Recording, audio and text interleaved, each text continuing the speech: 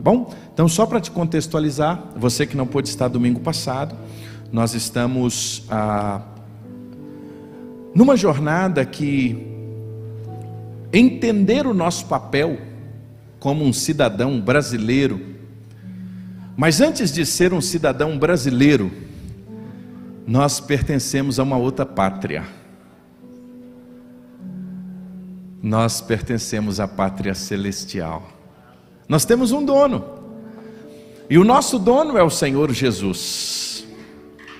E aí, na semana passada, nós começamos algo que nós vamos concluir hoje e na próxima semana, que é esta minha vida, como alguém que pertence a duas pátrias, ela precisa ser regida, como um discípulo de Jesus, por algo muito maior, que é a autoridade das Escrituras. No domingo passado, a mensagem teve relação com a autoridade da Bíblia. E para nós, a Bíblia não é um livro que contém a palavra de Deus. Para nós, a Bíblia não é um livro que parte é Deus falando, parte não. Para nós, a Bíblia é a palavra de Deus, inequívoca, inerrante.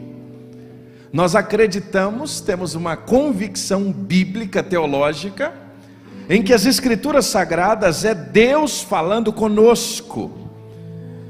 E nós começamos na semana passada esta compreensão que se Deus fala conosco através das Escrituras, e a Bíblia é a palavra de Deus, Débora, nós estamos com um grande problema. Qual é o nosso problema? Em uma geração em que o homem é o centro, Deus é muito bem-vindo desde que ele não seja único. Vou repetir isso. Nós partilhamos e vivemos num tempo em que nós somos de uma geração onde a pluralidade de pensamento, a travou aqui. A pluralidade de pensamento, de convicções, é tão grande, Evert, que o grande problema não está em dizer eu creio em Deus. Esse não é o problema. O nosso grande problema é quando a gente entra com uma mensagem como essa: só Jesus Cristo salva. O grande problema não está em dizer Jesus Cristo salva. Não. Dizer que só Jesus Cristo salva é onde nós encontramos um grande problema. Por quê? Porque quando nós afirmamos que só Jesus Cristo salva, nós partimos de uma compreensão bíblica, teológica, por exemplo, de João 14,6, quando ele diz: eu sou o caminho, a verdade e a vida. Ninguém vem ao Pai a não ser por mim. Ele não é um caminho, ele é o caminho. Se nós tivéssemos a expressão bíblica em que ele fosse apresentada como um caminho, nós teríamos inúmeros outros. Mas a palavra de Deus diz que ele é o, na língua portuguesa, artigo definido, não há sombra nenhuma de variação. Ele é o caminho, ele é um único caminho, não há outro. Ele é a verdade, ele é a vida. Então nós saímos daqui domingo passado compreendendo que a grande discussão desse tempo, no contexto da nossa sociedade, não é apenas uma batalha se a terra é plana ou redonda. Não é apenas a batalha acerca, por exemplo, sobre o aborto ou não, e hoje a gente vai falar um pouco sobre isso, essa questão da moralidade. Não é apenas uma batalha de conceito de família. Não, meus irmãos, é muito mais profundo do que isso. O que nós estamos vivendo nada mais é do que em uma sociedade plural, o homem querendo ser Deus, e tudo aquilo que impede o homem de querer ser Deus, ele vai ser contrário. O desejo do homem ser Deus é muito antigo, vem desde o Éden. Qual foi o motivo da queda? Olha, se vocês comerem desse fruto aqui, os seus olhos serão abertos e vocês serão como deuses. Ó, que proposta boa! O desejo do homem querer ser Deus, toda vez que ele tem esse processo ameaçado, ele parte para um tipo de perseguição. Exemplo claro: Faraó dentro da sua cultura, ele era Deus. A partir do momento que o povo de Israel quer sair para adorar um outro Deus, o que ele faz com o povo? Ele castiga. Novo Testamento, outra experiência clara. César queria ser Deus. O rei queria ser Deus. A partir do momento que aparece um camarada lá da Galileia, dizendo: olha, só existe um único Deus e a ele adorarás, só a ele prestarás culto, esse camarada passa a ser perseguido, porque a mensagem dele não era bem-vinda. Então toda a mensagem da igreja, principalmente na nossa geração, ela vai contra o quê? Há um homem que quer ser o centro de todas as coisas, e a Bíblia não mostra o homem como centro, a Bíblia mostra o que nós acabamos de cantar: Jesus é o centro de tudo que há. O homem não é o centro, e tudo aquilo que questiona a motivação humana, tudo aquilo que questiona o homem, ele então repulsa, ele persegue, ele não aceita. É por isso que a gente, quando defende os valores das Escrituras, o homem não suportando ser confrontado, todos nós, e este é um valor das Escrituras, ela não fala apenas as qualidades dos personagens que ela nos ensina e nos mostra, das histórias que ela conta, mas ela mostra que Davi, ao mesmo tempo que era um homem segundo o coração de Deus, ele foi repreendido pelo profeta Natã. Ela não esconde as falhas,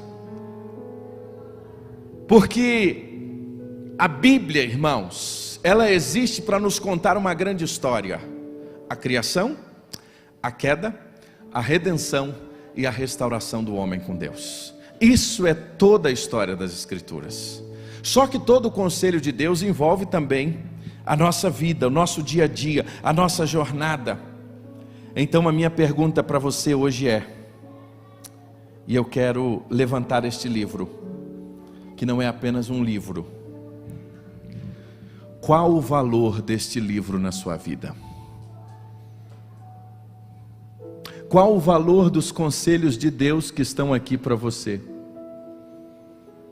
Vai chegar um momento na sua jornada de vida em que você vai ter que ter isso tão claro para você: se a Bíblia é de fato normativa na sua vida como palavra de Deus, ou ela para você é apenas mais um livro que tem boas histórias, que tem histórias preciosas, mas em determinadas circunstâncias, quando eu estiver em que tomar uma decisão, qual vai ser o parâmetro para a sua decisão? Se a Bíblia é palavra de Deus no seu coração,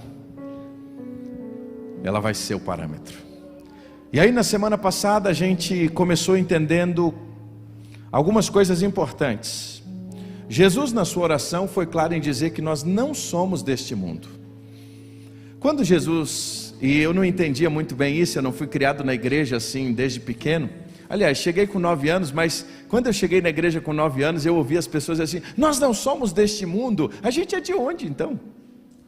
Eu não entendia que quando a Bíblia falava sobre mundo, ela estava falando sobre o sistema, não apenas necessariamente sobre essa ideia de mundo, de globo, mas é o sistema que existe sobre essa terra. Nós não somos deste sistema, nós não somos deste conjunto de regras e formas de ser e viver que agride a Deus todos os dias. Por isso que Jesus, quando ora pelos seus discípulos, ele ora dizendo: olha, eles não são deste mundo, como eu também não sou. E aí ele ora, Rafa, dizendo e falando com o Pai para que não os tire do mundo, não tire-os do mundo, mas os livre-os do mal. E aí o próprio João vai escrever depois, mostrando também que nós não devemos amar este mundo, amar este sistema. Paulo vai corroborar dizendo, lá em Romanos 12, falando o que para nós? Não vos conformeis com este mundo, mas transformai-vos pela renovação do vosso entendimento. É por isso que o pastor é o maior defensor que libertação é a compreensão das verdades de Deus na nossa mente e coração, porque quando a gente muda a nossa mente acerca das verdades de Deus, nós somos livres daquilo que nos aprisiona. Libertação é compreensão da verdade. E a verdade é a palavra de Deus. É por isso que o escritor aos Hebreus vai dizer: outrora havia Deus falado de muitas maneiras pelos pais e pelos profetas, mas agora Ele nos fala através do Filho, o Verbo, o Logos, a palavra encarnada, em Cristo. E Ele nos fala através dele. Então nós não devemos nos conformar e aceitar os padrões deste tempo. Mas o problema é que quando você começa a questionar os padrões desse tempo, automaticamente a primeira coisa que vai vir, Jesus já tinha preparado a igreja para isso. Fiquem tranquilos, eu lhes dou uma palavra, e o mundo os odiou porque vocês não são deste mundo. Jesus foi claro em dizer que a igreja devia se alegrar quando ela fosse perseguida por causa do seu nome. A alegria da igreja não está em ser perseguida. Guarde bem isso. A alegria da igreja está em literalmente incomodar esse sistema mundano. E ao incomodar esse sistema mundano que quer ser Deus, ele revida ela. E ele começa a perseguir. Começa a perseguir por causa dos seus valores, da sua forma, do seu jeito de ser. Não ame este sistema. Não se conforme com esse sistema. Nesta estrada você precisa se posicionar diante desse sistema. E aí Jesus é claro em nos dizer que nós devemos ser sal da terra e o quê? Luz do mundo. Ele diz que nós não somos daqui, mas o fato de não ser daqui, irmão Josimar, ele deixou para nós como igreja, como discípulos, uma missão: sermos sal e sermos luz. Agora a pergunta é, irmão Tiago, como nós como cidadãos vamos ser sal e vamos ser luz? Como isso vai se desdobrar no nosso dia a dia? Como ser sal sem perder o sabor? Como ser luz e não estar escondido? Como Jesus, sendo nossa referência, Ele lidou com tudo isso? Essa é a grande pergunta. A gente está vivendo um momento em que na cortina de fumaça a gente só está discutindo ideologias. Mas o nosso problema é muito maior do que um problema ideológico. O nosso problema é a raiz de iniquidade do coração humano. Não é aquilo que é aparente. A iniquidade é aquilo que não se vê. É a manifestação do mal no coração do homem, que se desenvolve nas estruturas e onde quer que seja. E enquanto o homem caído e em sistema caído vai operacionalizar desta maneira. Mas como nós seremos sal? Como nós seremos luz?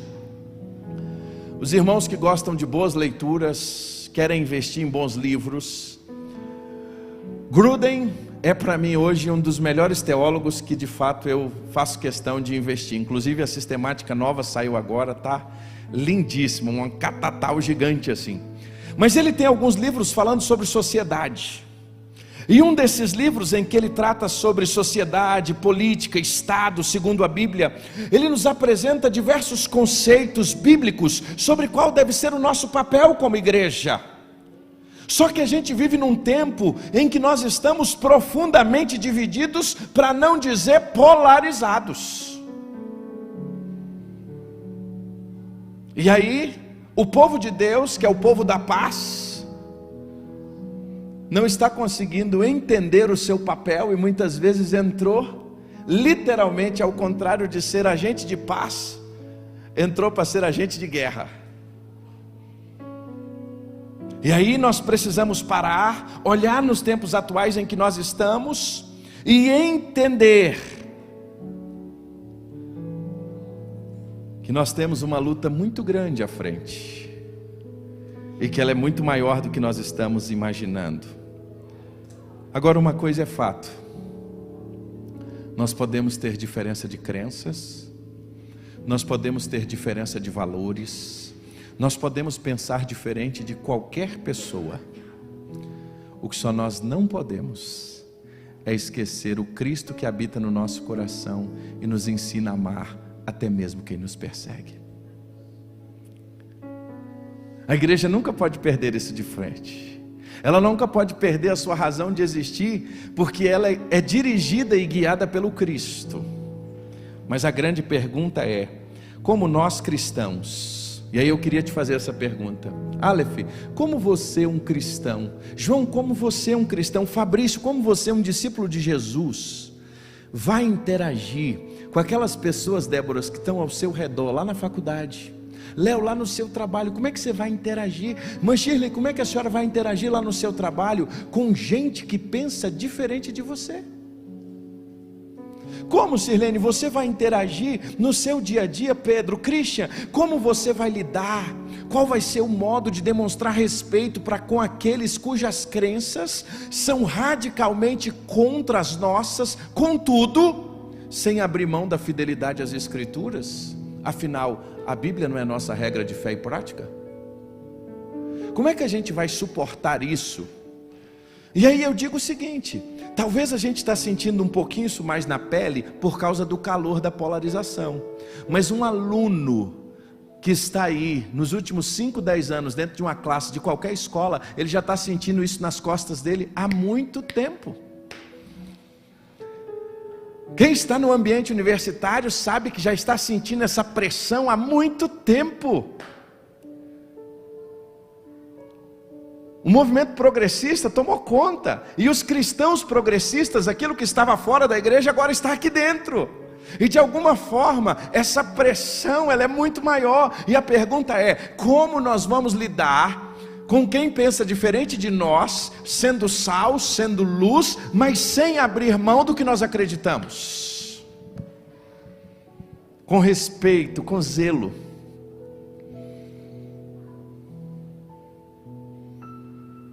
Como vai ser esse papel? Essa é uma pergunta que nós precisamos fazer.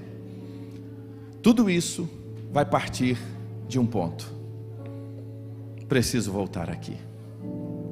O que te governa? Você já parou para ler aquele quadrinho que está ali do lado da sala 5? Talvez você nunca teve a curiosidade de parar e ler o que está ali. Aquele quadrinho é a defesa da nossa fé. Os batistas, eles são fruto de um movimento, não necessariamente da reforma,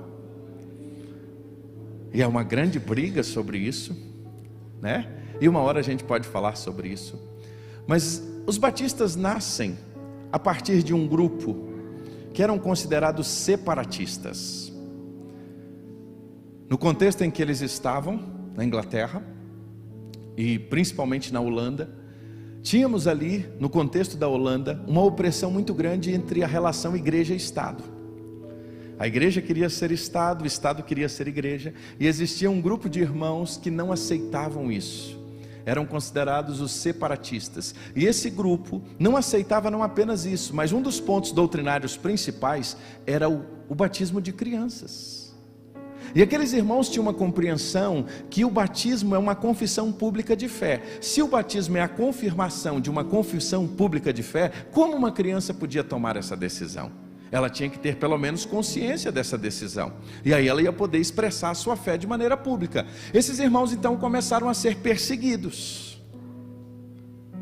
Então esses irmãos migram, e começa aquilo que é o movimento que nós temos hoje, conhecido como batistas. Depois eles migram por causa da perseguição para os Estados Unidos, e é por isso que os Estados Unidos, com essa migração de tantos protestantes para lá, nasce num conceito onde a liberdade religiosa, a liberdade de crença, a liberdade de expressão era algo extremamente fundamentado.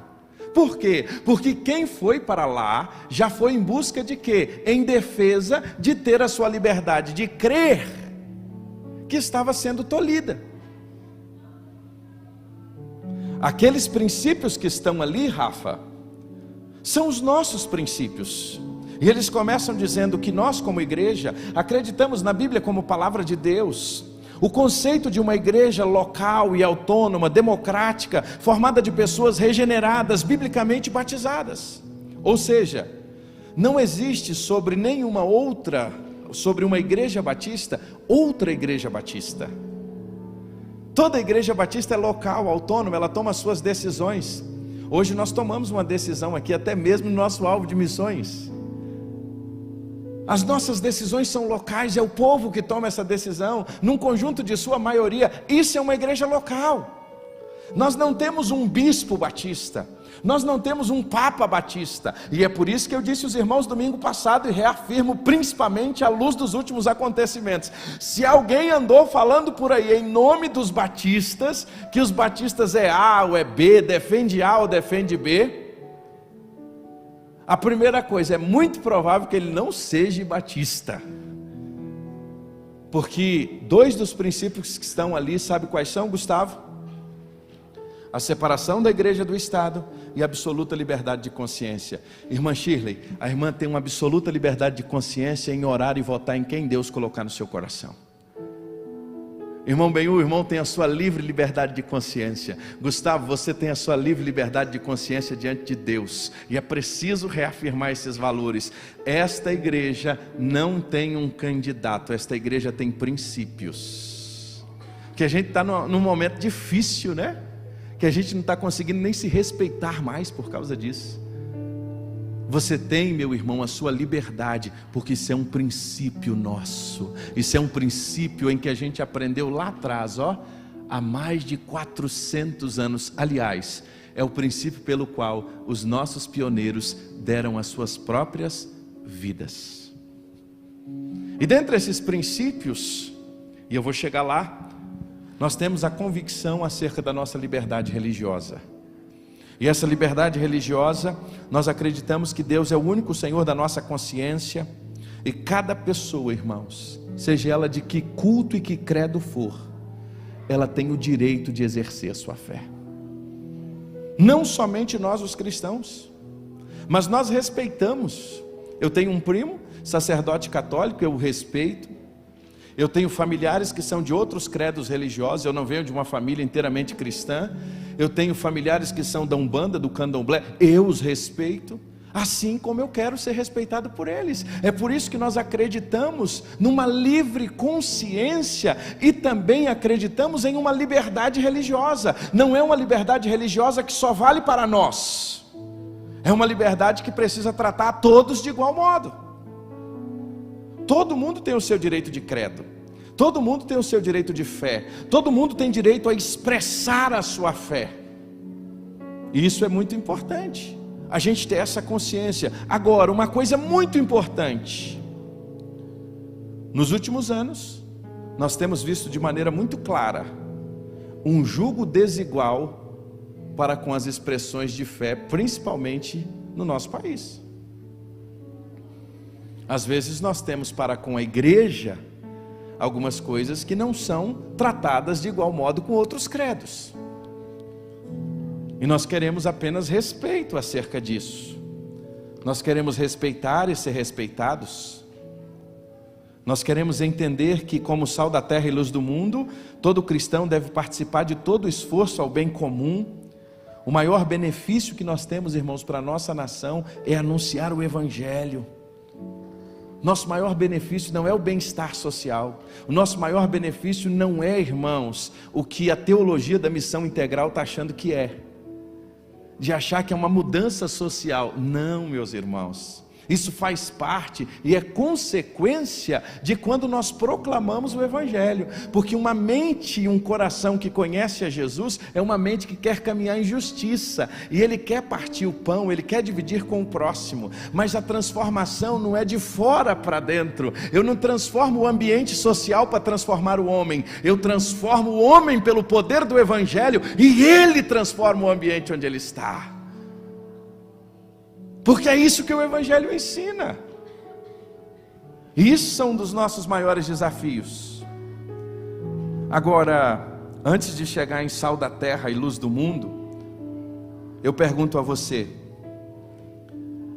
como Jesus lidou com estas situações? Como Jesus lidou, por exemplo, com a política?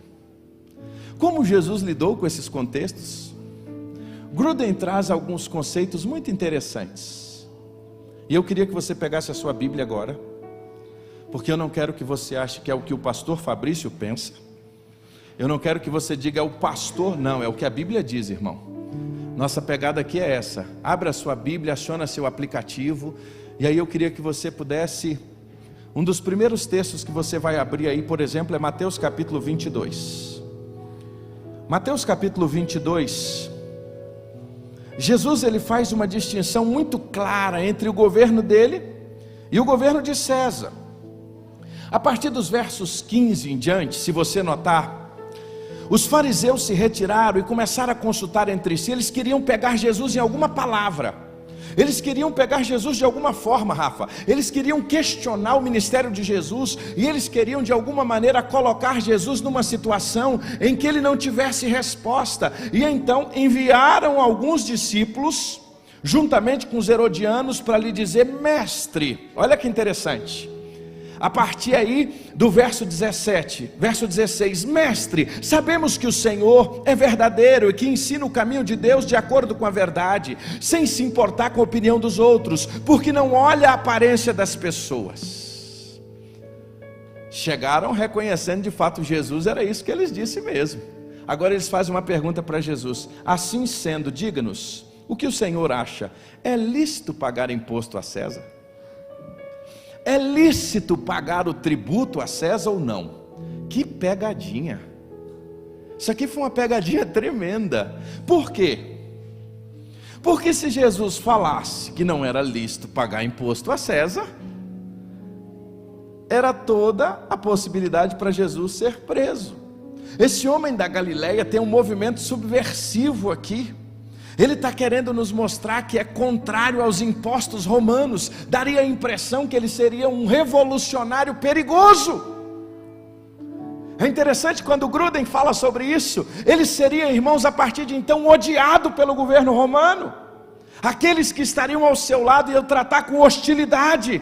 Mas Jesus, de maneira simples, diz assim: me dá aí uma moeda. E ele pega uma moeda. E ele pergunta: de quem é a esfinge? De quem o rosto que está nesta moeda? Qual é a resposta?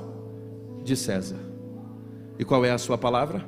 Dai a César o que é de César, e dai a Deus o que é de Deus.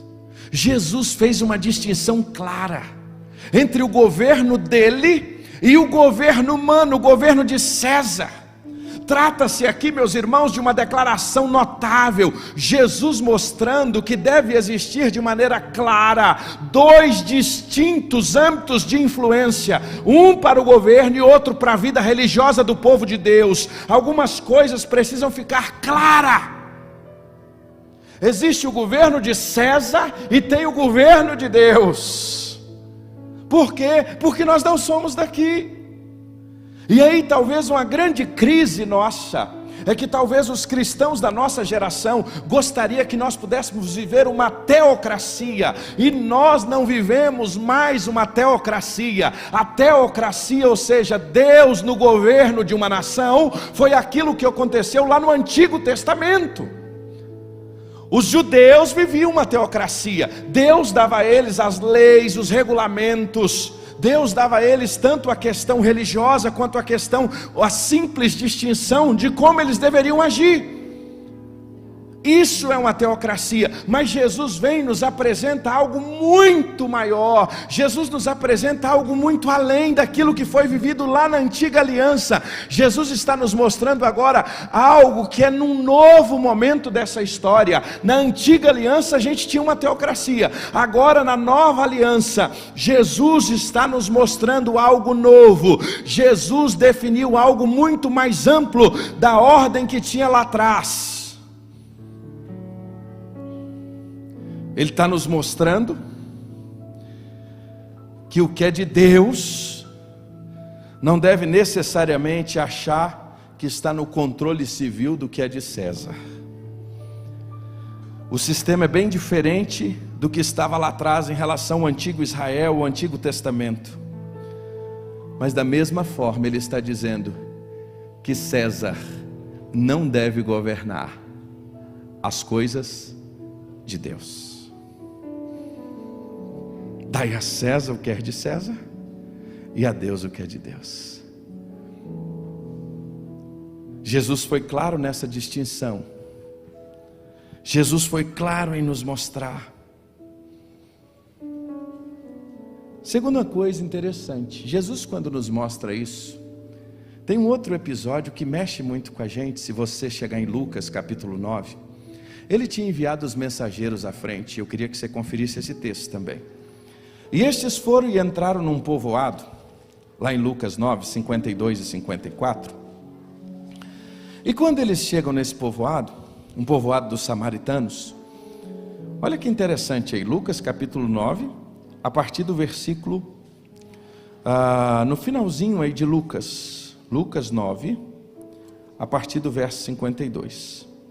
Lucas capítulo 9, a partir do 52. E aconteceu que, se completarem os dias em que seria levado aos céus, Jesus manifestou-se em semblante a firme resolução de ir para Jerusalém. E ele enviou alguns mensageiros que fossem na frente. Foram alguns discípulos na frente, Vitor. E eles entraram na aldeia, sabe de quem? Dos samaritanos. E quando eles entraram numa aldeia dos samaritanos para preparar uma pousada, mas não os receberam, porque o aspecto dele era de quem decisivamente ia para Jerusalém. Visto isto, os discípulos Tiago e João perguntaram. Olha a pergunta de Tiago e João: Senhor, o Senhor quer que a gente mande descer fogo do céu para consumir esses samaritanos? Olha isso, olha esse texto, gente. Eles chegam numa aldeia, eles queriam se hospedar. Ao que parece, os discípulos imaginaram que descer fogo do céu e consumir samaritano seria uma excelente estratégia para que todos os samaritanos conhecessem a Jesus. Seria mais ou menos assim: manda fogo, ele se converte, eles vão ver o poder de Deus e vai ser todo mundo consumido e convertido. Irmãos, o reino de Deus não é por imposição, irmãos. Jesus está nos mostrando que o reino de Deus não é implementado por imposição. E aqui vai Jesus deixar de maneira muito clara. Jesus, voltando, os repreendeu. Não é por força, não é por poder que nós vamos imprimir em qualquer sociedade que seja os nossos valores. Os valores da igreja serão levados pelo poder do Evangelho, meus irmãos. O Evangelho, que é o poder de Deus para a salvação de todo aquele que crê. Não é por força, não é por poder, não é por violência. Eles chegam e querem o quê? Vamos impor, vamos colocar esse povo, vamos impor por parte de Jesus. Irmãos, é impossível alguém imposto ter uma fé autêntica. Uma fé autêntica é fruto de um reconhecimento de ser um pecador e reconhecer que está perdido, longe de Deus, e reconhece em Jesus Cristo seu único Senhor e Salvador. É impossível nós acharmos que, como cristãos em uma nação, nós vamos impor os nossos valores a alguém, impor as nossas crenças ao outro. Nós podemos até de maneira amável ensinar e falar o que nós acreditamos, mas é impossível, meus irmãos. E aí qual é o nosso grande erro? Nós estamos querendo que gente que não conhece a Deus dê fruto do Espírito. Isso não vai acontecer nunca. Jesus não impôs os seus valores. Seguir a Jesus é uma decisão voluntária. Por isso que ele disse o quê? Aquele que quiser vir após mim, negue-se o quê? A si mesmo. Tem que negar a si mesmo e tomar uma decisão pessoal. E aí Jesus vai dizer: sabe por quê? Porque o meu reino não é deste mundo. Se o meu reino fosse deste mundo, os meus servos lutariam para que eu não fosse entregue aos judeus. Abre aí João 18 agora. João capítulo 18. Olha que interessante. Jesus está sendo preso. E Jesus é preso. Judas é indicado como traidor.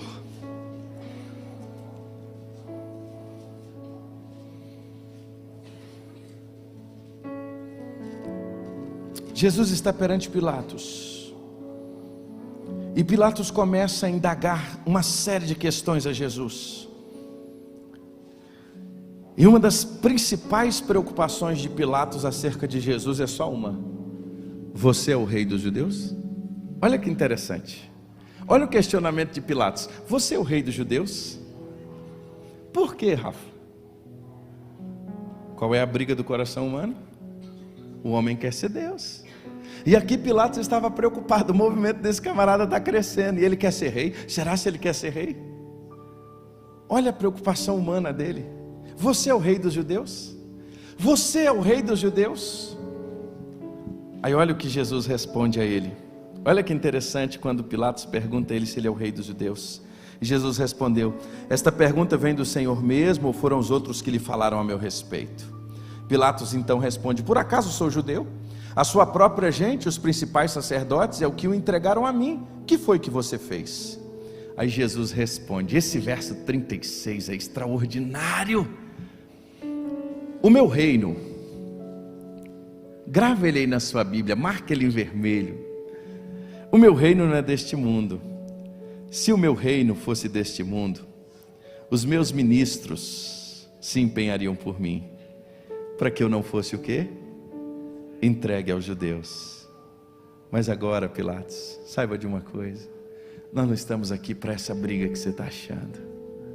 Pilatos, o meu reino é outro. O meu reino é outro, Pilatos. Vocês estão brigando uma briga que não é a minha briga, Pilatos. Se o meu reino fosse daqui, Pilatos, eu ia dizer assim: anjos, pode vir, miríades aqui, Miguel, Gabriel, vem todos. Meu irmão, só quando Miguel aparecesse, só o povo ter a visão que Isaías teve, daqueles querubins que diziam santo, santo, santo, ia ficar alguém? Não ia ficar ninguém. Mas Jesus está dizendo: olha, eu podia chamar os meus ministros, mas eu não vou chamar os meus ministros. Sabe por quê? Porque o meu reino não é daqui. Aí tem um monte de crente brigando, achando que o reino é daqui.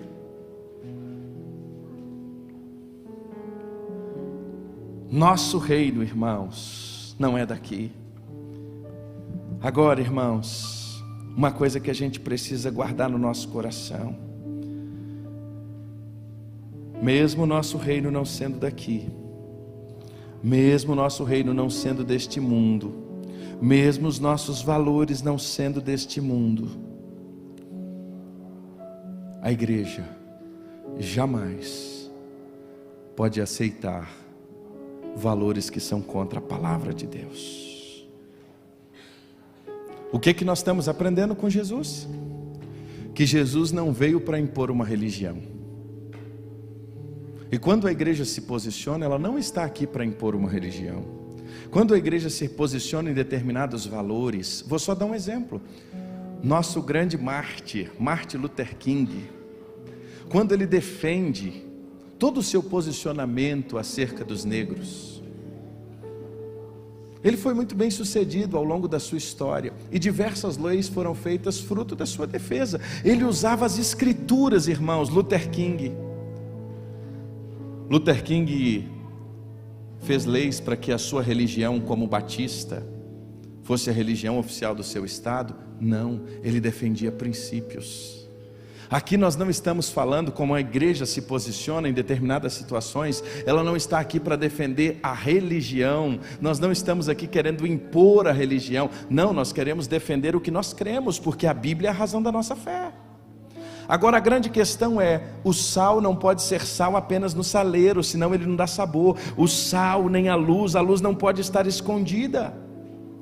É por isso que agora eu te convido a voltar lá no capítulo 5 de Mateus. E a grande questão que eu digo a você é: Jesus vira para nós, já que nós não somos desse mundo, já que nós não estamos aqui para de fato impor o que nós pensamos, nós não estamos aqui para impor uma religiosidade, não, mas a Bíblia diz que nós precisamos ser sal da terra. Mas se o sal perder o seu sabor, como restaurá-lo?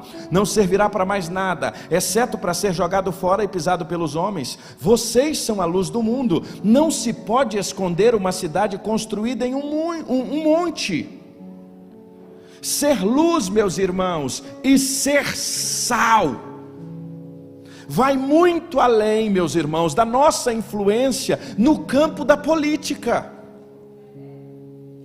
Ser luz e ser sal, a nossa influência, Derlei, tem que ser muito além do campo político. A nossa influência precisa ser em todas as áreas da sociedade.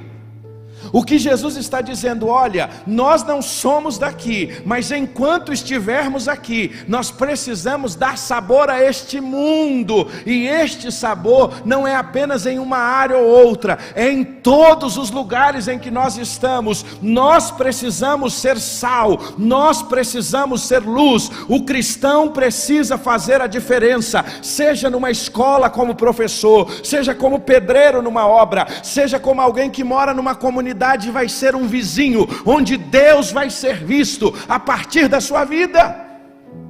Só que eu chego num ponto agora que é mais sério.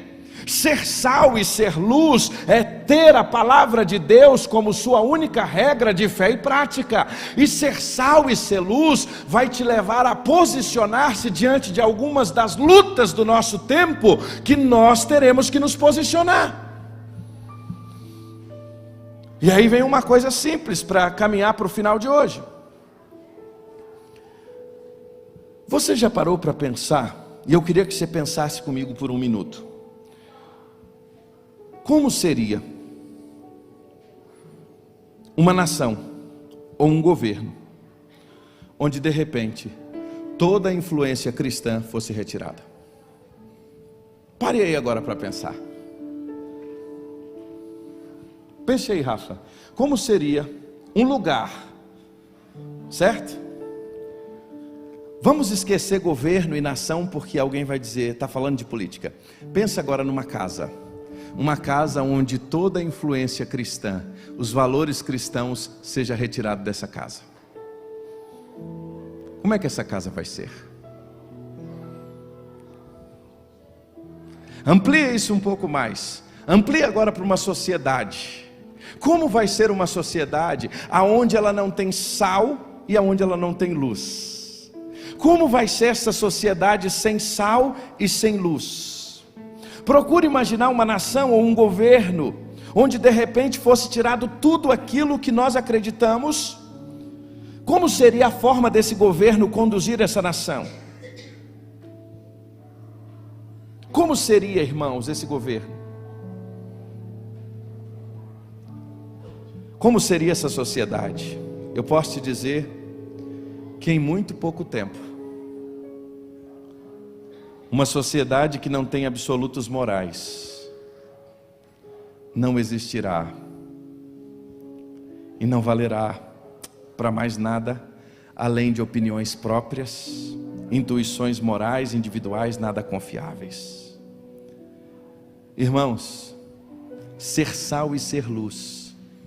E por mais que a gente vive numa época onde diz assim, a igreja não pode discutir a pauta moral, nós precisamos discutir a pauta moral. Sabe por quê? Porque se eu e você não defendermos a pauta moral, porque a base da pauta moral não é outra, a não ser as Escrituras Sagradas. Dia em que nós deixarmos de discutir a palavra de Deus, vou te dar alguns exemplos sobre a pauta moral que eu acho que são claros para nós. Muitas questões hoje que nós temos na vida, e não apenas política, sabe por quê? Porque o seu filho está se deparando todo dia com isso na classe. É na classe, é ali dentro da sala de aula. A pauta moral não é discutida apenas nos corredores do Congresso. A pauta moral está sendo discutida dentro da sala de aula. A pauta moral está sendo discutida dentro dos desenhos animados. A pauta moral está sendo discutida dentro da sociedade. E se nós não prestarmos bem atenção nisso e nos posicionarmos como cristãos, não ideologicamente, mas nos posicionarmos na palavra de Deus, que é a nossa única regra de fé e prática, nós estaremos sendo omissos diante de Deus. Nós como igreja devemos nos interessar por essas questões, porque se a igreja não se interessar pela pauta moral, quem vai se interessar? Quem vai se interessar pelos valores? Quer ver um exemplo de pauta moral que nós vamos ter que discutir e enfrentar? Que a minha filha, o seu filho lida com todos os dias isso. O aborto é uma questão de moralidade, Ou é uma questão de uma pauta sanitária apenas? O direito à vida. Viu como a pauta moral é muito mais importante do que você acha? E aí você vai ter toda uma defesa sociológica, você vai ter toda uma argumentação ao óculos das ciências sociais. Ok, respeitamos as ciências sociais, mas chega uma hora na vida do crente em que entre a ciência social e o que a Bíblia diz, nós vamos ter que nos posicionar com o que a Bíblia diz. Essa é a questão. Porque existe uma coisa simples: o nosso Deus é o Deus que dá a vida. E toda espécie de aborto é de alguma forma uma espécie de homicídio, praticado naturalmente, com o desejo de eliminar uma vida. E aí nós como igreja vamos ficar calados e vamos literalmente, é isso, irmãos, eu não estou aqui para discutir ideologia, eu estou aqui para falar com você o que nos rege, o que nos dirige. O que dirige a palavra de Deus? Ou o que nos dirige são as ciências sociais? Vai chegar uma hora em que a ciência social, e aí uma coisa é interessante, nós devemos obedecer às autoridades, sabe até quando? Até quando elas não vão contra o nosso princípio maior, porque o nosso princípio maior é a palavra de Deus. Pastor, é isso mesmo. Quando Pedro foi preso, o que ele disse? Eu não posso deixar de falar do que eu tenho visto e do que eu tenho ouvido. Esse é o papel da igreja. É por isso que eu digo, quando ela começa a salgar, a coisa começa a arrochar. E aí vai vir a perseguição. E quando vem a perseguição, você tem que escolher. O que você vai defender? A palavra de Deus, aquilo que você crê? E aqui, irmãos, eu não estou falando de A ou de B. Não é isso. Eu estou falando da autoridade das Escrituras sobre a sua vida. Quanto a Bíblia é a autoridade das Escrituras sobre você. Sabe por quê? Por daqui a 40 dias, a política vai passar em nome de Jesus. Logo vai ser um tempo de paz. Deus vai ter aquele a quem Ele tem para essa nação. Só que tem uma coisa: o meu e o seu filho vai continuar discutindo essa pauta dentro da escola. E se nós não o prepararmos para ele enfrentar lá, como é que ele vai lidar com isso? Eu não estou pregando essa mensagem por causa da política. Eu não estou pregando esse sermão por causa do contexto em que nós estamos. Eu estou pregando esta mensagem que nós precisamos como igreja amadurecer uma sociedade e nos posicionar à luz dos princípios que nós acreditamos. Porque daqui a 40 dias vai passar o primeiro, o segundo turno. Domingo que vem eu vou falar sobre a soberania de Deus no processo. Eu acredito na soberania de Deus. Só vai estar lá quem Deus permitir. Domingo que vem eu falo sobre isso. Mas indiferente disso, eu não quero aqui discutir hoje a soberania. O que eu estou te dizendo é quem de fato você é quando você está diante de uma pergunta e qual é a sua base de resposta. É isso que eu estou lhe perguntando. Porque outras coisas virão. Nós passamos agora recente, estamos mal ainda, terminamos passar por uma guerra. Você sabia que dentro da guerra tem conceitos éticos, tem conceitos morais que a gente precisa como igreja responder? É correto uma grande potência ir lá e pegar um país oprimido? Qual vai ser o posicionamento da igreja em relação a isso? De fato esse país é oprimido? O que nós precisamos como igreja é de alguma maneira olhar estas questões e ter respostas. O correto usar a força militar, por exemplo, para proteger a nossa própria nação? É correto você ter essa compreensão? Isso tudo está dentro da pauta moral. É correto você usar a sua própria forma de defesa quando alguém de maneira irregular entrar na sua casa?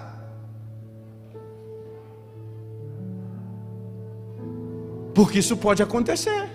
E aí, qual é a sua decisão? Como nós vamos lidar com isso? É por isso que a igreja precisa se posicionar. E nós precisamos nos posicionar, não é por A ou por B. Irmãos, nós precisamos nos posicionar pela palavra de Deus. A família, irmãos, está sendo destroçada. Conceito de família, homem, mulher, macho e fêmea. Está sendo destroçado. Governos, a iniquidade instaurada está de maneira clara, querendo colocar diante de nós que nós possamos engolir goela abaixo e ficarmos calados diante de modelos que não são bíblicos. E que daqui a pouco eu como pastor vou receber aqui uma demanda judicial. que eu vou ser obrigado a oficializar uma união em que não é bíblica. Eu, como igreja, qual é o meu papel? Eu não estou falando aqui, irmãos, volto a dizer, eu estou dizendo o que a Bíblia diz sobre estas coisas. Eu quero que você pense nisso. Irmãos, nós estamos no mundo pornográfico, irmãos. Nós estamos no mundo onde a pornografia tomou conta. Nós estamos no mundo, irmãos, onde pessoas que não deveriam falar coisas que jamais deveriam ser faladas em públicos, falam de maneira natural e acham isso bonito. Palavras pornográficas, sexualização das crianças, isso se dá de todas as formas. E aí a gente olha para tudo isso e diz assim: nós vamos como igreja ficar calado? Nós vamos como igreja nos calar e nos omitir diante dessas coisas? Deve a igreja se calar diante de ações que promovem muitas vezes dentro da escola dos nossos próprios filhos, irmãos? Aí, meu irmão, é só uma pergunta: é de que lado você está? Mas é a Bíblia. Eu não estou dizendo A ou B. Sabe por quê, irmãos? Isso vai envolver nosso posicionamento ético acerca da pobreza. Isso vai envolver o nosso posicionamento ético acerca do meio ambiente, que a gente fala pouco sobre ele. Um monte de crente lambão joga lixo na rua, desculpe a expressão, sem educação. Não está achando que a Bíblia nos ensina sobre isso? Aí depois a gente enche os córregos lá de lixo, transborda, mata um monte de gente. O que foi isso? Isso é a ausência da nossa consciência, é o pecado que há em nós. Então são uma série de coisas que nós precisamos nos posicionar como igreja. A liberdade de crença, a liberdade de expressão. Eu quero, meu irmão, que você continue tendo o seu direito de falar o que você quer, da maneira que você quer, quando você quiser.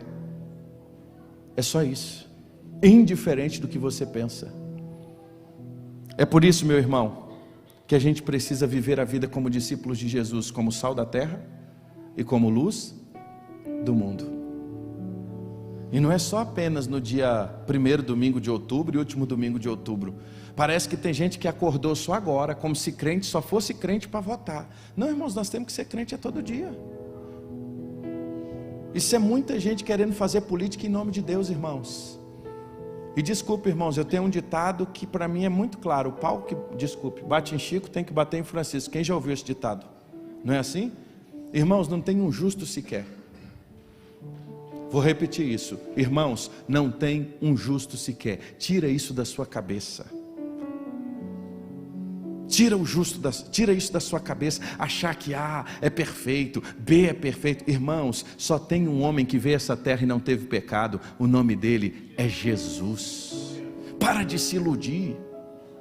Agora a grande questão é, seja agora no primeiro turno, no segundo turno, seja na sua escola, seja na sua vizinhança, onde você estiver, o meu posicionamento e o seu como sal da terra e luz do mundo é sempre na defesa dos nossos princípios, dos nossos valores.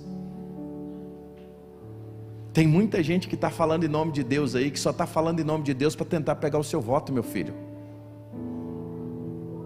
Tem gente aí que não teme a Deus não. Deixa de onda. Ora a Deus agora, nos próximos dias. Ore ao Senhor e peça a Deus sabedoria quando você for exercer a sua cidadania. Não há um justo sequer, e muitas vezes você terá, representantes que talvez não é nem da sua fé, mas são incansáveis em defesa dos seus princípios. Princípios coerentes com o que você acredita. Você é livre para pensar. Não basta apenas você ver o mundo a partir do viés econômico. Eu sou defensor de um Estado mínimo. Eu sou um defensor de um Estado maior. Irmãos, esse é apenas a borda. Tem coisas muito mais profundas aí para a gente discutir. E como igreja, a pergunta é: qual vai ser a sua resposta? E onde vai estar baseada a sua resposta? Ser sal e ser luz é ter discernimento em agir no trabalho, na escola, na igreja, no meu dia a dia, com os meus vizinhos, é me posicionar aonde quer que eu esteja, à luz do que eu acredito. A Bíblia é o parâmetro.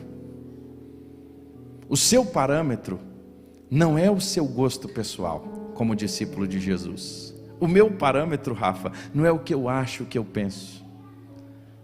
O critério agora que eu vou usar nas eleições é quem rasga menos as páginas da Bíblia. Porque rasgando, todos eles estão de alguma forma.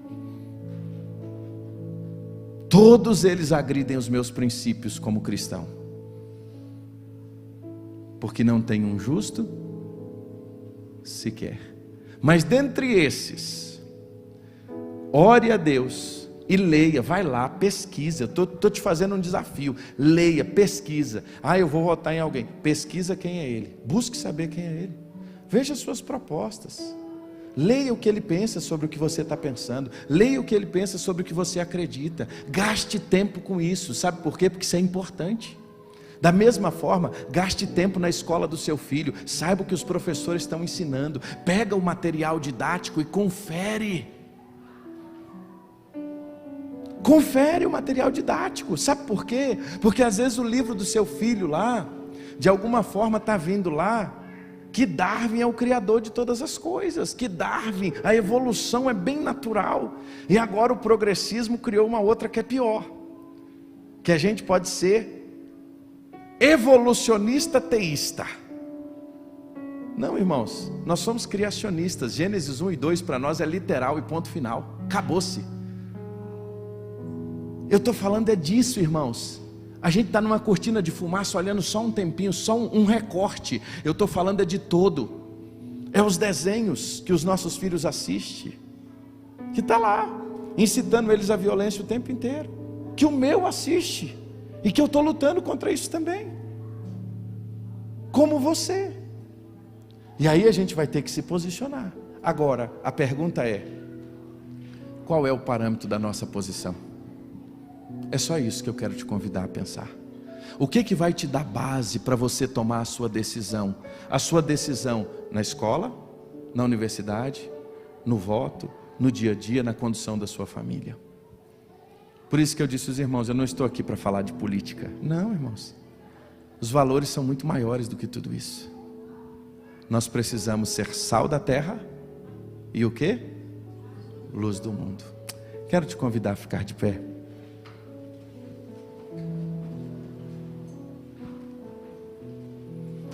Vai muito além da urna, irmãos.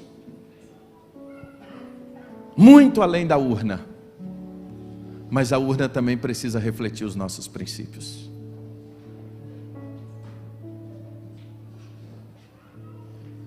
Eu quero te convidar durante as próximas semanas a orar por essa nação, a não ter preguiça, a discutir menos e a estudar mais.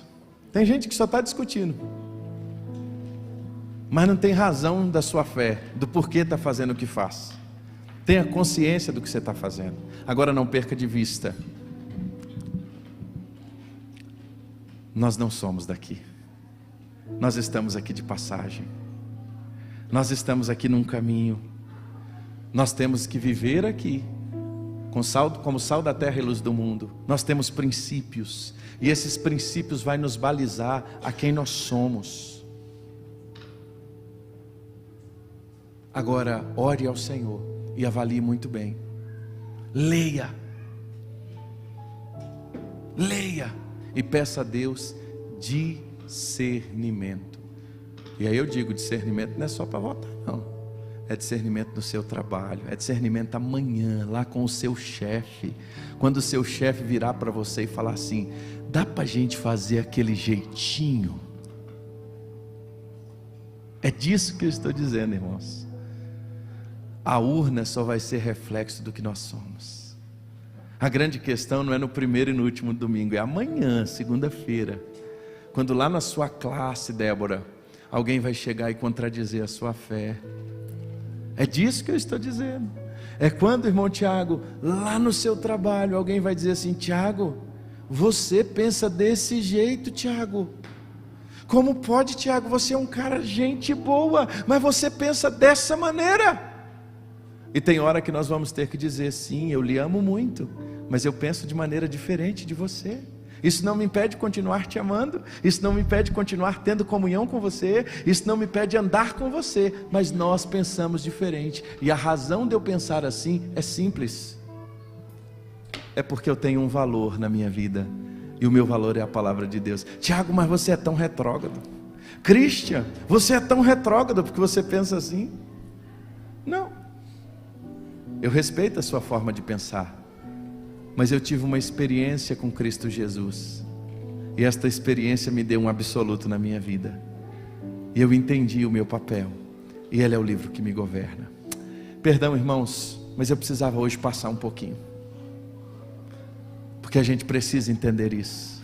Eu queria que você saísse daqui, não com o nome de um candidato, eu queria que você saísse daqui não com um número. Não, meu irmão, isso não existe, e se alguém está fazendo isso por aí, isso está equivocado. Você é livre, você é livre. Agora eu só queria que, à luz do que você acredita na Bíblia como palavra de Deus, amanhã, no dia do primeiro turno, no segundo turno, seja onde for, que a sua fé reflita a verdade das Escrituras na hora da marcação dos seus dedos. Vamos orar? Deus nos dê sabedoria. A gente está vivendo um momento tão difícil, a gente vive, Senhor, um momento tão desafiador. Muito obrigado, Senhor, pela Tua palavra, porque a Tua palavra é maravilhosa. Deus, como igreja, o nosso posicionamento, Senhor, é à luz da Tua palavra. Não é o que nós achamos, não é o que nós queremos, Pai, mas é o que o Senhor nos manda, e nós queremos nos posicionar à luz das Escrituras, Paizinho querido. Nos dê coragem, nos dê fé, Deus, para defender a nossa fé à luz dos valores da palavra, Senhor. Tem, Senhor, misericórdia das nossas famílias, nos dá discernimento, Senhor, nos dá sabedoria, nos dá compreensão, Deus, daquilo que o Senhor quer para nós, diante de temas tão desafiadores, Deus, como a guerra, como o aborto. Ó Deus, diante de situações em que nós precisamos aprender a nos posicionar com amor, com zelo, com respeito, mas sem deixar de abrir mão da nossa fé, meu Pai. Nos dá sabedoria para fazer isso no trabalho, nos dá sabedoria para lutar contra a corrupção, nos dá sabedoria para lutar contra o roubo, nos dá sabedoria para lutar, ó Deus, contra juízes iníquos, seja ele em qualquer instância. Nos dá sabedoria, Senhor, para não aceitar o mal. Nos dá sabedoria, Senhor, para não aceitar adultos falando besteiras para as nossas crianças. Nos dá sabedoria, Deus, para lutar pelos princípios, porque, Senhor, a Tua palavra é real, e ó Deus, a Tua palavra é completa. Nós não precisamos de mais nada. Deus, não vai ser um homem que vai mudar o Brasil. Quem vai mudar o Brasil é o Evangelho. É gente que vai conhecer a Tua palavra, vai se arrepender dos seus pecados e vai ter uma experiência com o Senhor, porque a mudança que o Brasil precisa não é de fora para dentro, é de dentro para fora. Senhor, nos ensina a respeitar o nosso semelhante. Nos ensina, Senhor, a respeitar o que pensa diferente de nós, como Jesus respeitou. Quando aqueles samaritanos, ó Deus, estavam ali, pensavam diferente, os discípulos tinham uma compreensão diferente, mas Jesus os ensinou que aquele não era o caminho, porque não é por força, não é por poder, não é por violência. O Evangelho chega, a graça é ministrada, e o Espírito Santo do Senhor é quem convence o homem do pecado, da justiça e do juízo. Dá sobriedade, Pai, à igreja brasileira, dá sobriedade aos pastores do Brasil, dá sobriedade, Senhor, consciência de missão, que a igreja entenda o seu papel em ser sal, em ser luz, não apenas na política, Pai. Nós precisamos sim dos valores cristãos de uma nação, senão ela se perde, Deus, senão ela vai virar o pior dos lugares para se viver, porque o sal é para conservar, a luz é para guiar, mas nós precisamos entender que nós temos instâncias diferentes, e a igreja, Deus, precisa compreender o seu papel. E nós pedimos ao Senhor, Deus, nos dá sabedoria do nosso lugar, nos dá sabedoria, Deus, não nos deixe encantar pelo poder, Não deixa a igreja gostar do palácio, Senhor. Não deixa, Senhor, os profetas dessa geração gostar do palácio. E ainda em nome de Deus, tem misericórdia de nós, Pai. Nos ensina a ser igreja, nos ensina a entender a nossa missão, nos ensina, Senhor, o que de fato é a Tua vontade, à luz da Tua palavra. É a nossa oração, em nome de Jesus. Amém, Senhor. Vamos adorar ao Senhor.